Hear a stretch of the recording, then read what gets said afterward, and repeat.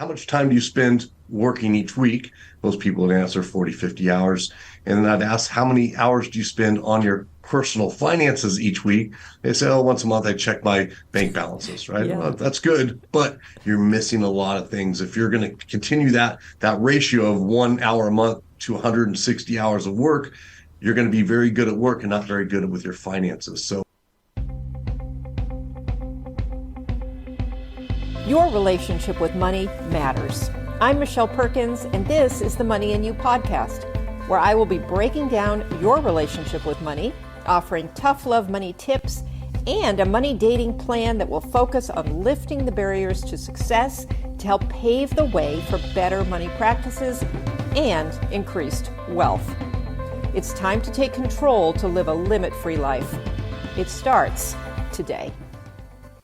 Hello. Welcome to the Money and You Show. I'm Michelle Perkins, your host, and have a great show for you today. I think the whole world is looking for more financial literacy, more financial wellness, meaning, you understand things and you're able to take action with your finances, and that alleviates a lot of stress, which contributes to your wellness. So we'll find out what our guest today has to say about financial wellness, but that's my little take on it. I have a terrific guest today who teaches this amazingly well for a lot of people. So I'm going to introduce him. His name is Vince Shorb. And Vince is one of the country's leading advocates for promoting financial wellness and a thought leader in teaching and scaling financial education programming.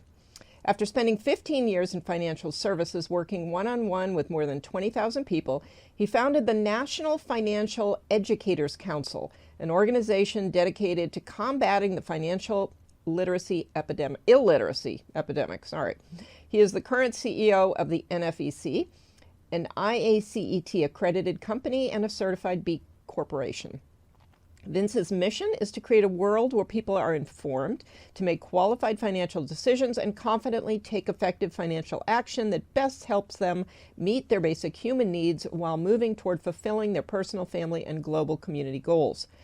Shorb has led the NFEC in the development of 2,500 financial education programs and more than 80 financial literacy assets and financial education standards that guide the industry. His focus is on mobilizing and developing community champions and empowering them with the resources, knowledge, and processes they need to help their communities' citizens work toward financial self-sufficiency and security. And that, of course, makes communities so much better and people so much better who are living in those communities. Vince, welcome. Michelle, thanks for having me. Yeah, thanks for coming on. We had a conversation before, and I just found this fascinating. It's always fascinating to just see what people are doing and to learn about these organizations that you don't know about. And I love that you're doing this, and I love that you've created an organization around it. Can you tell us a little about how you started?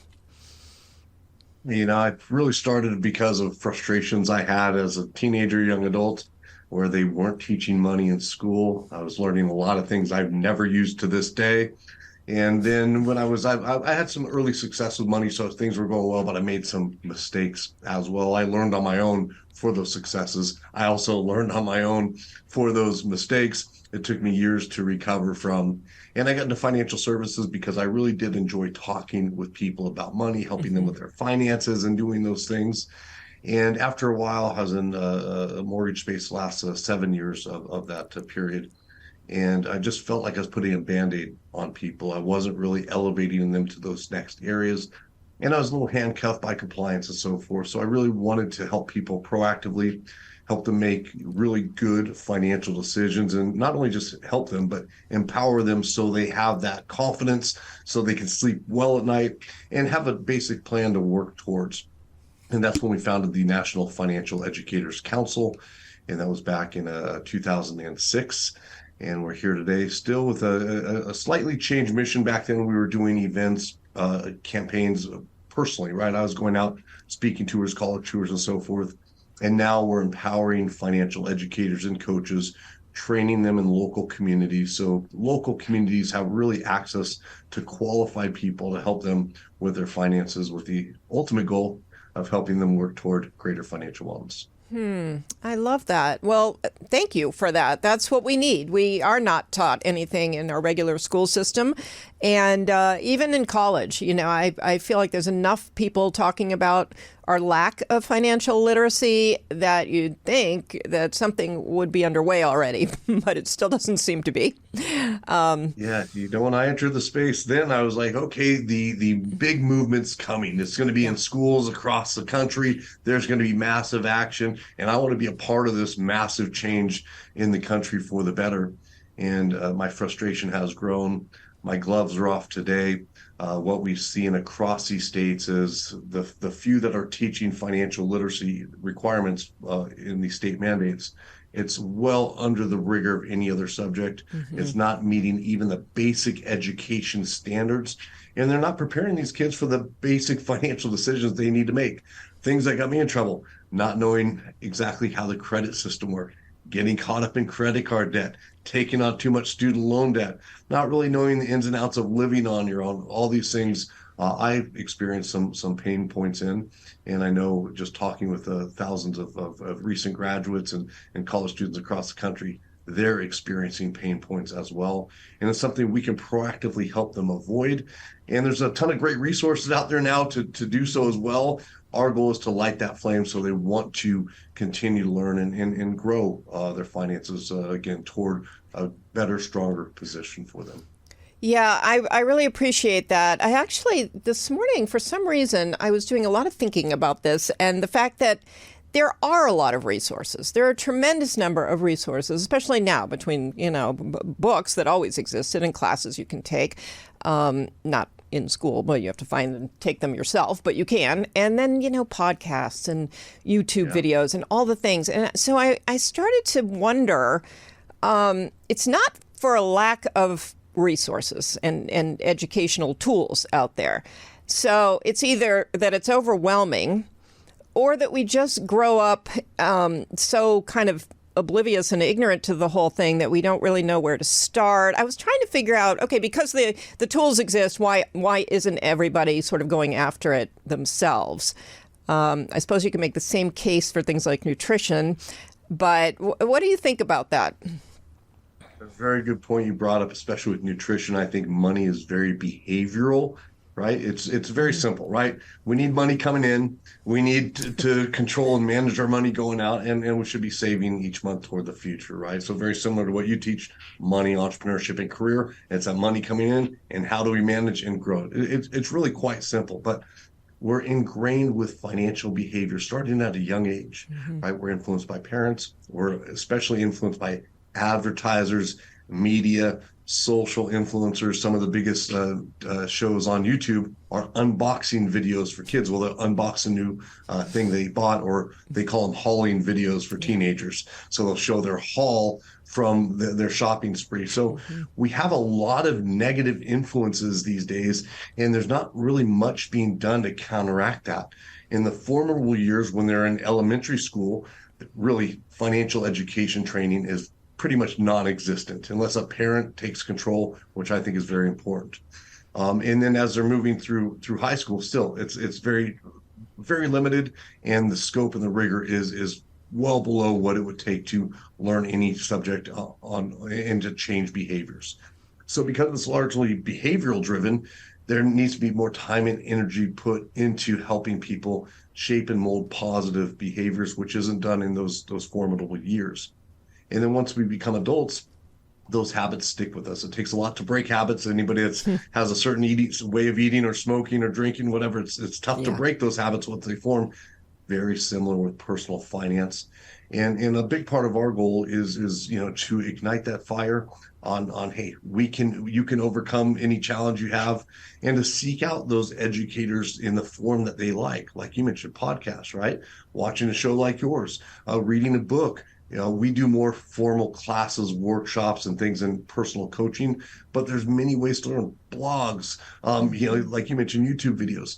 So there's a lot of ways to learn, especially compared to back in my day. I don't want to age myself, but we had the library, the Dewey Decimal System, right? We had, some magazines and some books, right? You could purchase, but it wasn't like we have today. We have the beauty of today. We have access to information and a lot of people that that can influence in a very positive way. And that's a real big message we're promoting there. Yeah, thank you. You brought up a point that I was laughing at because a good friend who's a librarian at the downtown Los Angeles library, and she's always telling me we have so many resources for financial literacy, for career development, all kinds of things, and nobody goes to the library anymore. Nobody knows, and you don't even have to go. You can use your library card and go online and get things. So, yeah, the library is still a pretty great resource that people are not really using as much as they could. But I love what you said because it is behavioral, it is emotional. I'm a former CPA and I had 15 years of working in corporate accounting and finance. Never once was the emotional aspect of money mentioned. And then when I started kind of doing some messy things with my money, it wasn't until I found a coach who taught that aspect of money that I realized, well, that's where all my decision making is coming from. It's not coming from my brain. It's coming from, my beliefs and ideas and habits that are driving me to make certain decisions. So we're hearing about it a lot more, at least I am, because I'm in that world, so I notice it. But it's still probably not something widespread that people are trying to look at, and frankly, I think you need help to look at it. That is one thing when you're looking at your own behavior and habits and things like that and patterns. It does help to have an outsider come in and help you unpack that. I think a third party, that's unbiased and has that your best interest at heart is always good to have in that corner and can tell it to you honestly. What we find is people really never do a deep dive into their financial situation.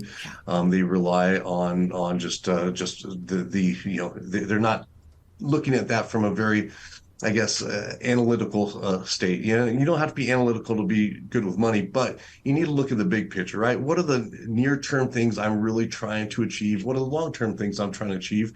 And how can I create a simple plan that I can do on a weekly, monthly basis to get to those states? When we look at people working, and this was one of the questions I always like to ask when I was an active coach and educator before my current role was, how much time do you spend working each week?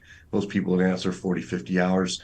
And then I'd ask, how many hours do you spend on your personal finances each week? They say, once a month I check my bank balances, right? Yeah. Well, that's good, but you're missing a lot of things. If you're going to continue that ratio of 1 hour a month to 160 hours of work, you're going to be very good at work and not very good with your finances. So, right. I think the goal, we try to motivate people by saying, hey, if you could just shift a little more time to your personal finances, a lot of these areas where you're having to spend working could be reduced in the future. So it's just, how people want to dedicate their time. But to your point, a lot of people are experiencing pain, feeling of frustration, feeling of unworthiness about their money. And sometimes when you're feeling like that, you just don't want to look at it, right? You made some mistakes, you feel behind the eight ball, so you don't want to really look at your personal finances from that. And where a third party can come in, understand that, communicate with you and help you alleviate some of that stress as well, and give you a game plan to follow.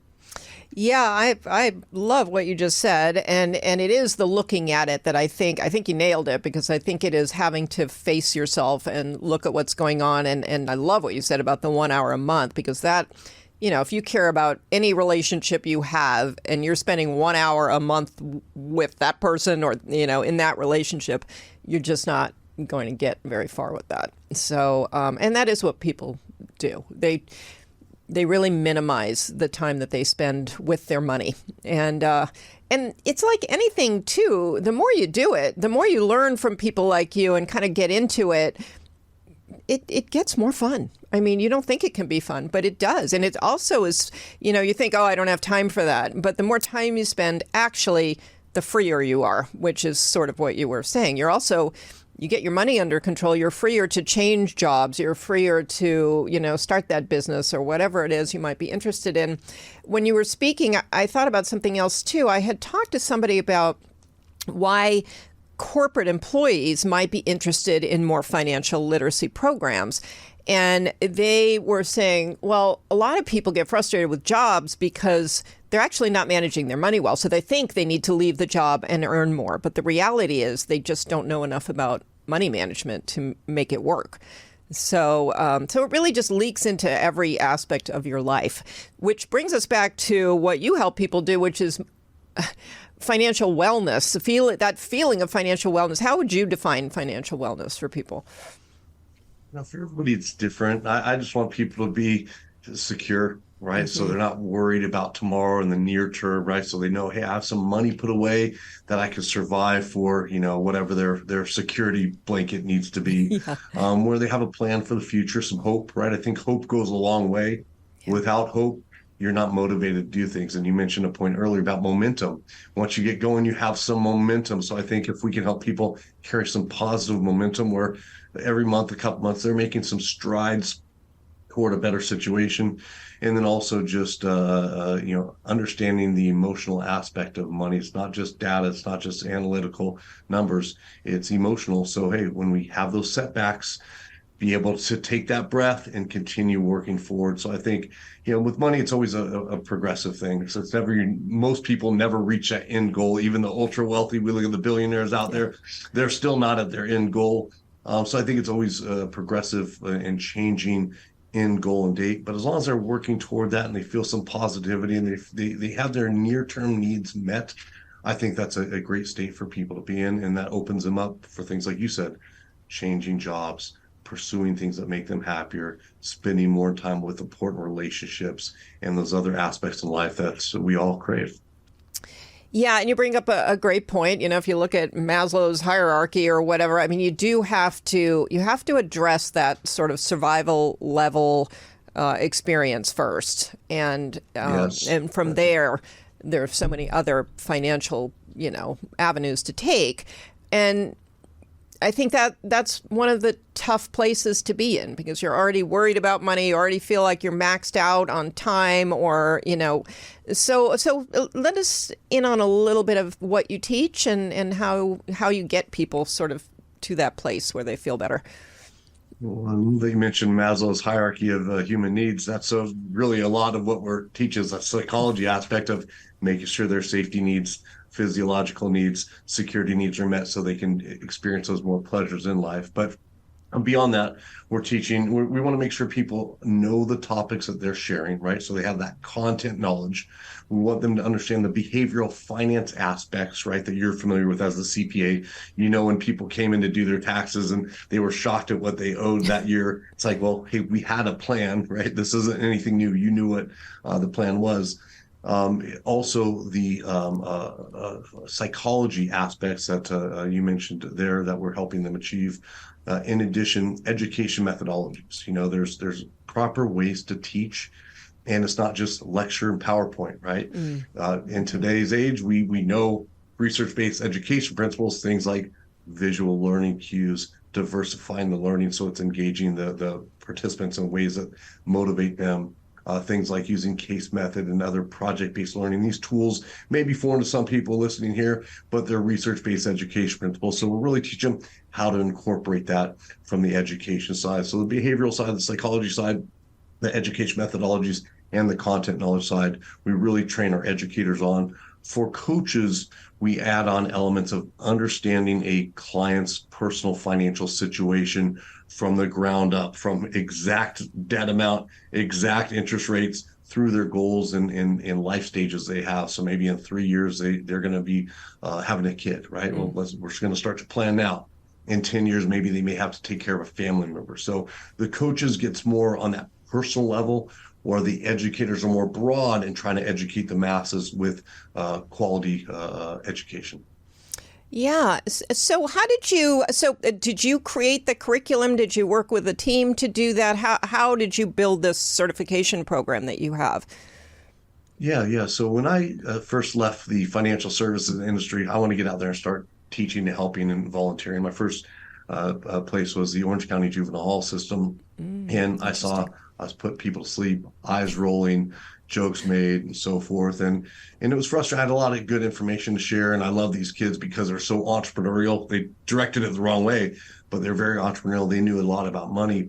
And so I started to bring in educators and people saying, hey, what can I do? How can I make this better? How can I present better? So I studied under a lot of real great presenters, Brendan Burchard being one of them. I brought on a bunch of educators that I learned from as consultants.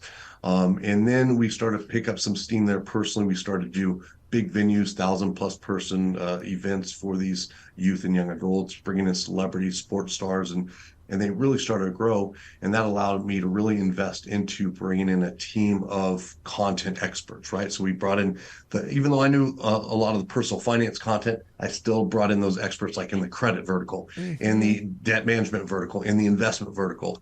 For the educators, we brought in educators that knew how to teach and just traditional education and bringing in those principles. We brought in, behavioral finance experts to really create the material and mold the material to best meet the needs of who would be teaching. And that went through many iterations, right? So we're on our, what was that, 2009? So like 15 years of iterations to where it is today. And the same thing with our coaching. I started as a coach early on, and I realized looking back, I made some mistakes. I was very analytical, right? Let's get down to the dollars and cents and let's work out this budget for you and do that. And I was missing that key ingredient. So really, I don't credit myself. I just was a ringleader to bring in high quality people that were experts in their space. And I loved learning myself. And that was a great enjoyment for me. Yeah. And from there, the certifications built themselves. It's like, okay, hey, we have a product here. Let's release that to the world. But it really actually just started as my personal training.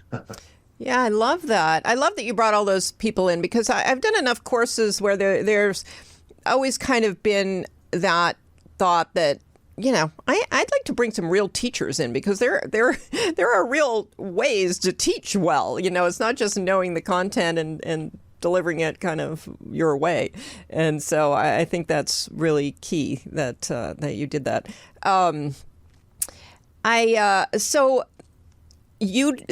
Your organization certifies coaches to bring this information to the communities.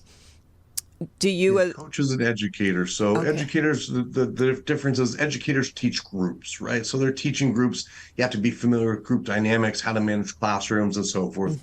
Coaches and counselors are more one-on-one or with partners, right? So it's that more one-on-one experience where I know more about that person's finances than most of the time they do. Yeah. And so that's the main distinguisher. However, a coach's key trait, once they understand a person's situation, goals, needs, is to educate them and empower them so they can make the decisions for themselves.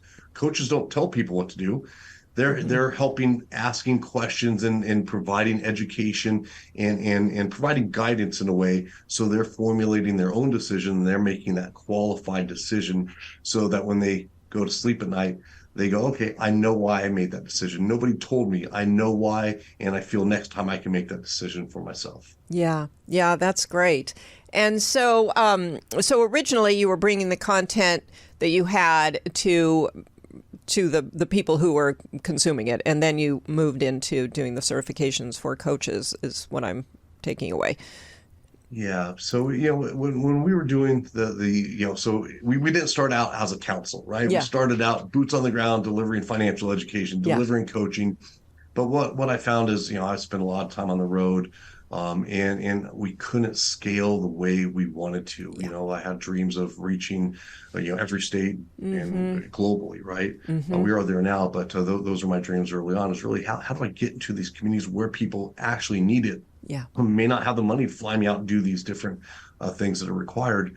And that's where this started to shape up. And after we had our bigger events, people started to ask us, hey, can you share? Can we utilize this? We saw this. Is it okay if we use that curriculum? And that's when the real change, after about two and a half years in business, started to happen. It was very organic. Yeah. And it led us to where we're at now. But one thing I do miss that personal education, personal coaching. I'm not involved in that too much with my role now, and I do miss that. But I do love talking about, hey, growing business, enterprise, et cetera. Yeah. And really from a social enterprise standpoint, I do believe we can make this world better by focusing on the needs of the community and growing a business from those needs. And I'm very appreciative of shows like yours, and really anybody in the space that's an educator, advocate out there, Hmm. providing access to quality financial education.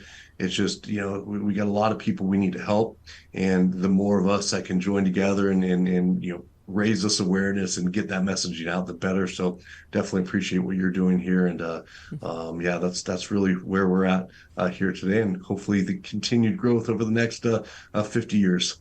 Yeah, I love what you're doing. I think it's just fascinating that, yeah, I think it's great. I appreciate your honesty about, it is hard to scale when it's just you going out and doing, workshops or courses. I mean, I experienced the same thing. So I think that's a brilliant way to do it.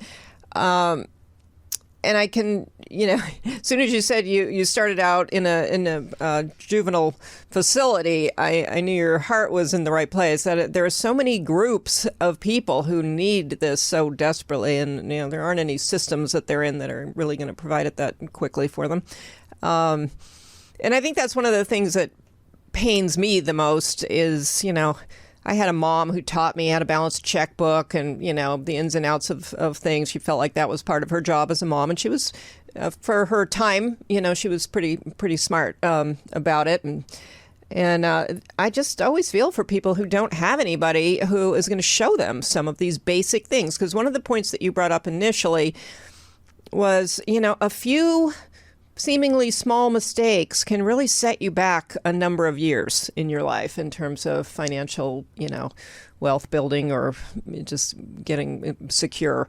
And so I think people don't necessarily realize that. It's easy to make the mistakes. It's hard to get back to center with financial mistakes. It takes a lot of effort. You have to know what to do. It takes time. So you have to be disciplined over that time.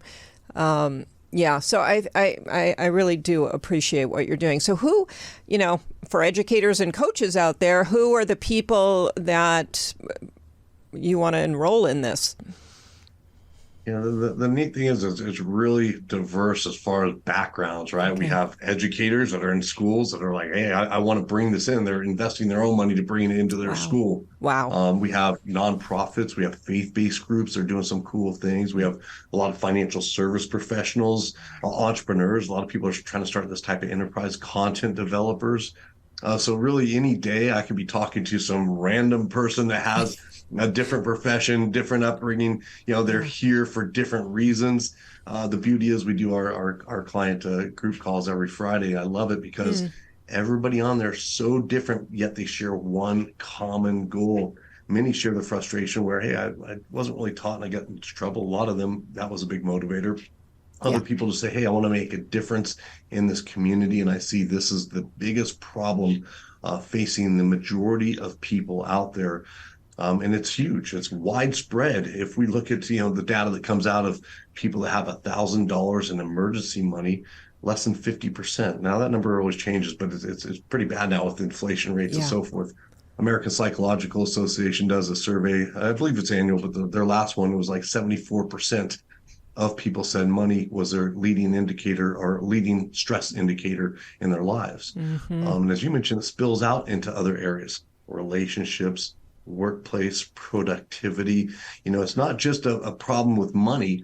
If it was a problem with money, a contained problem, it wouldn't be so bad, but it spills into so many areas of life, even health, well-being, emotional happiness. And it's something we have a solution for. And the goal is just to encourage people and to get them into taking ownership and saying, hey, I know I'm experiencing these issues now. If I have kids, I want to make sure they don't experience those issues. But if they don't have kids, hey, how can I make sure that I'm working toward a better and more secure future for myself? And that's a big part of what we're doing from the advocacy standpoint. Yeah, I love that. And it is a never-ending sort of educational experience. I have plenty of education. That doesn't mean I'm not learning literally every day. I hear something new. And I spent this year taking care of my parents. So I learned a whole new set of financial things that I never knew. And it's just fascinating how, you think you know a lot, and then you get into an arena that's different, and so you realize you know nothing about how this all works. So, I think it's great that you're getting people on that track to learn, because you should always be learning as you go through life. Money is one of those few relationships that no matter what, it's going to be with you forever. You can't really get rid of it. So, True. Yeah, so I think this is great. So do you, how far does it go? Is there sort of a next level with the training, or is it pretty comprehensive? I mean, how, you cover the basics, I'm assuming, saving, debt, what credit, what other kinds of topics?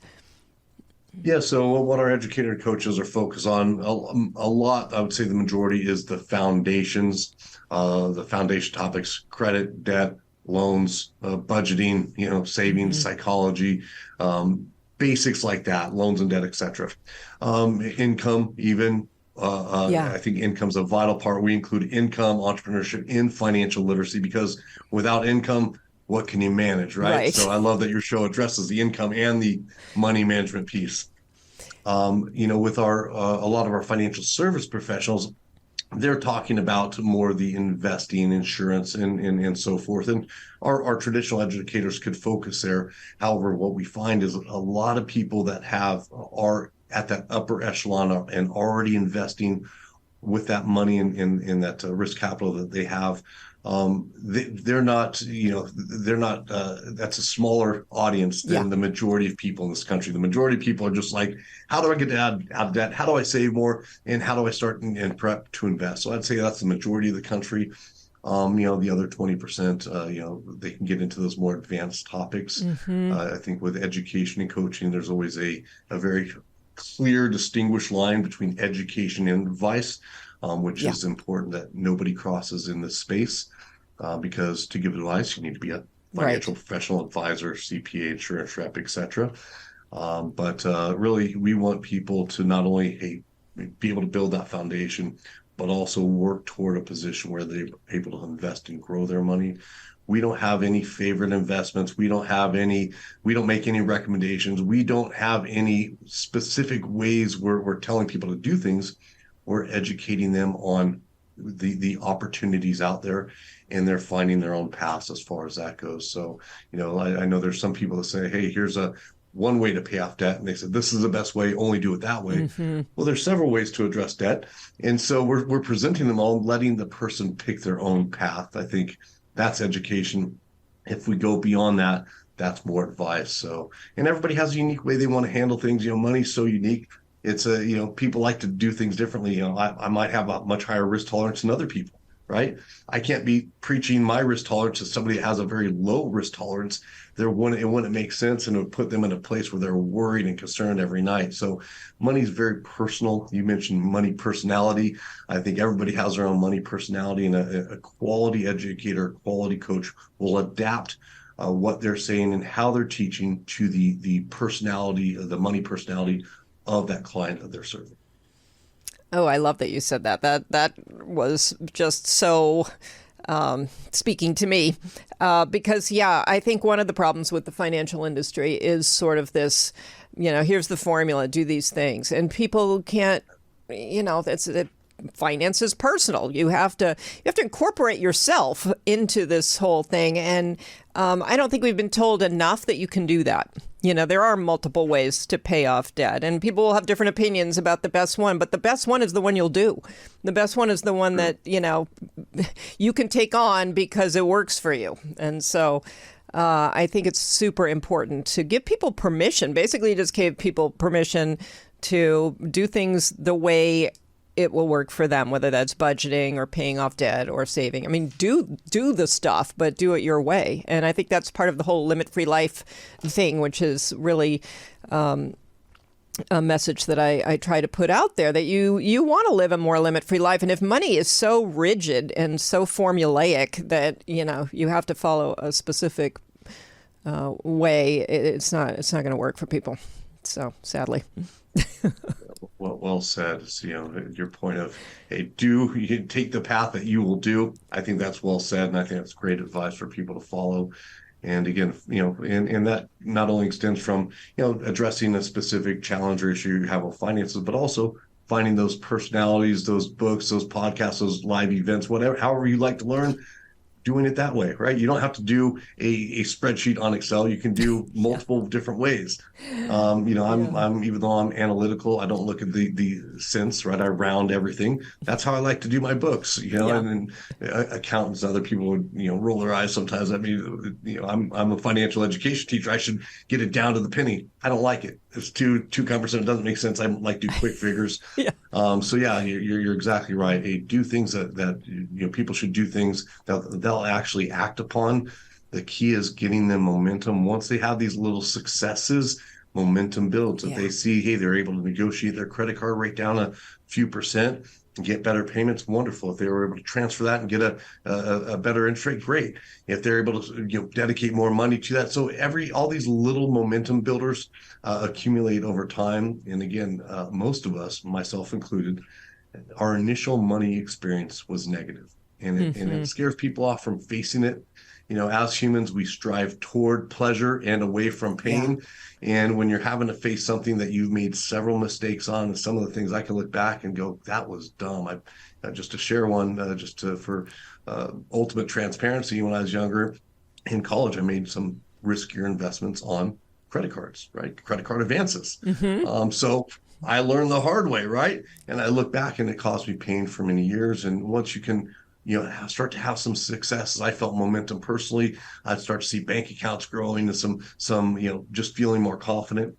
It changed for me. And I think with most people, if I can just get them to their first handful of successes where they can get to to that feeling, it's much easier to carry forward. It's much easier to look at your task list the next day and go, hey, I'm ready to tackle my FICO score. I'm ready to address my debt load. I'm ready to start a savings plan or improve what I'm doing here, or ready to do my budget.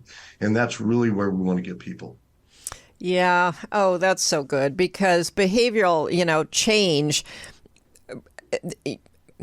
you can set your mindset up for it. You can do all kinds of things, but it's exactly what you said. When you start seeing the debt go down or the savings go up or whatever it is, that's where you start believing in the new mindset. First, a new mindset might be sort of more of a hope than an actual thing that you're believing in. And those little moves, it's kind of the atomic habits kind of idea too, where these small things, small changes over the course of time will help you solidify a new mindset. And I just love what you said, because that's how you do it. It's not these big leaps. It's not, it's like most things. It's little small steps that help you because your identity changes. A lot of this, the mindset stuff we've been talking about, you have to shift who you think you are with money. And so where you were talking about the survival level aspect, that's one level, you get there, and then your identity has to really change to be that person who's not only surviving but investing and building wealth or whatever it is that you're looking to do. So I think it's all a very interesting. Money's way more interesting than people give it credit for, I think. I agree. If you like psychology and so forth, and to your point about, hey, there's steps and processes. I know looking back, I started investing in real estate very young. And I talk to young people today, and they're thinking, they always want to talk about crypto. Yeah. Right. If I could have told my old self, hey, it was great that I bought my first place at 19 years old. It was great that I continued to buy rental properties, but I lacked the basic fundamentals, the unsexy things, right? That was really the foundation. So I built houses without a foundation. And I see that happen with a lot of young people go into and talk to high school kids and kids around that age, college youth and so forth. And they want to talk about crypto and so forth, which I think is good, but it's always, hey, let's do this in stages. So we're making sure that you're doing it the right way. You're building up the foundation. So if you want to do that, any type of investment, real estate, whatever it may be, you need to start from a base foundation. And I think with some of these younger kids, it's great the how inspired they are. We see a lot of new entrepreneurs out there in Yeah. the younger generation. I think there's huge opportunities for the youth of America today. And it's just, I think, more of the basics. We need to, make the basics sexy again, right? The Yeah. crypto, the real estate, that's all wow, okay, fun. But we need to make the basics sexy. And I think, again, finding those people that they like to listen to that are focused on the basics, but also talk about the other opportunities, I think is a winning combination. Yeah, I couldn't say it any better. I totally agree. And I see that too with younger people because they're seeing it all on social media. People are just, jumping over all the basics and suddenly becoming millionaires. But I see it with older people too. People want to do a lot of these, especially real estate, before they have an emergency fund or, they're just, it's hard to feel like you've got to wait a year or two to do these things that you want and build a foundation. You're right. It's the boring stuff. It's, doesn't really get you that excited, but it's so necessary because otherwise that stress and that financial wellness, you're not going to achieve that if you're still like kind of teetering on the brink all the time. Yeah. Very true. Yeah, it's that little patience, that delayed gratification. It's a muscle that's hard to build, especially with all these influencers, or I should say influencers being one of them. Yeah. But it's a muscle that we need to build, just like working out, just like healthy eating. It requires time to build that delayed gratification. Again, we humans are impatient just by birthright. Hey, we want what we want it now, and we feel we deserve it, right? Behavioral finance in a box there. I think, hey, if we can help kids build up that delayed gratification, and parents can do so by, helping them develop that instead of when a kid wants something at a store, saying, okay, hey, you can work and save and do extra chores to get that, allowing them to spend their own money. And if they want to go blow it when they're in the store, the conversation changes from mom, buy it for me. It could be like, okay, hey, do you have that money saved? Mm-hmm. Okay, you want to buy this teddy bear? Oh, I thought you wanted to save up for this bike. What's more important to you, this teddy bear or the bike? So parents can really get involved with that delayed gratification muscle. So by the time their kids are ready to move out on their own, it's not something they have to build when there's a lot of risk with these decisions. It's something they built in a safe, secure environment. Yeah, that could be another whole show, actually, because as a parent, I know what I grew up with, which is exactly what you were saying. I mean, there's no way I was getting whatever I wanted when I was a kid.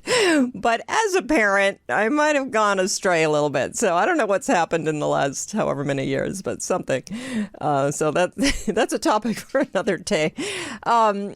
Yeah, this is great. I really align with what you're doing and everything you've said. So it's always fun for me to have a kindred spirit on the show. How do people connect with you? How do they find out more about what you're doing? How do they get involved? Yeah, really, anybody that has a passion for bringing financial wellness to their community, our website's financialeducatorscouncil.org. If you want to connect with me directly, Vince Shorb at LinkedIn, and I look forward to talk with you. But again, hey, we work with really anybody that has that passion. Doesn't matter your background or what your experiences are. We get a lot of people that say, hey, I'm not in the best financial situation. Can I help others still? It's like, absolutely yes. So sometimes that's the best teacher because you're going through it with them. And again, we welcome everybody. I appreciate your show, what you're doing. I love that you're getting that career, money, entrepreneurship message out there to the masses. Any way we can help you, please let us know. But and also to your listeners, you're taking the first step right here by listening to Michelle's show, and wish you continued good fortune on your road to education around finances. Well, thank you, Vince. That was very kind. I really appreciate people doing what you're doing, and I love that you are. You have found a way to take it to more people, which is what we need. It's really got to get out there, and we forget how many people really aren't getting this education. I mean, when you're in the finance world, you think more people actually have more knowledge. You sort of forget about how many people actually there are that need this. So we'll both keep doing the work, and yeah, I'm excited to learn more about your organization too. I think that's a terrific vehicle for everybody. I hope that a lot of educators are seeing the need and are getting involved in that too, so they can bring it to wherever they're currently educating people. That's great. So thank you very much for being here. I'll put the links to things in the show notes. And yeah, I really appreciate your time and what you're doing, and appreciate all the wisdom you shared today here on the show. Very valuable. I know everybody's going to get a lot out of that. And so, yeah, thank you. Thank you, Michelle. Okay. Well, thank you, audience, for being here. We love having you listen to the show. So if you enjoyed it, please leave us a nice little 5-star rating and a review if you're so inclined. And you can find us on all the podcast platforms, on Roku, on the Limit Free Life YouTube channel. We love bringing this content and this information to you. I do hope it's helping. I hope you'll share it. And we'll look forward to seeing you next week.